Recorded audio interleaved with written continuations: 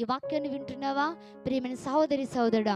యేసయ్యను గురించి లోతుగా తెలుసుకోవాలనుకుంటే, యేసయ్య గురించి లోతైన అనుభవాల్లోనికి వెళ్ళాలనుకుంటే, యేసయ్యను కావాలి అనుకుంటే, నీ జీవితంలో ఉన్న పాతదైన పిండిని ఏం చేయాలి?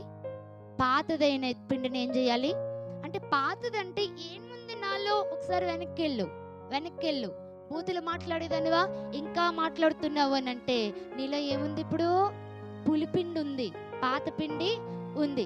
ఒకప్పుడు సినిమాలు చూసేదానివి, ఇప్పుడు కూడా చూస్తున్నావు, ఇంకా మానలేదు అంటే నీలో ఇంకా ఏముంది? పులిపిండి, పాత పిండి ఉంది.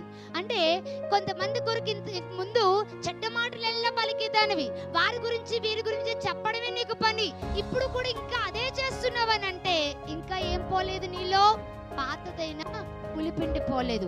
ఒకప్పుడు చుట్లో సిగరెట్లు కాల్చిన అలవాటు నీకుంది, ఇప్పుడు కూడా అదే ఉంది.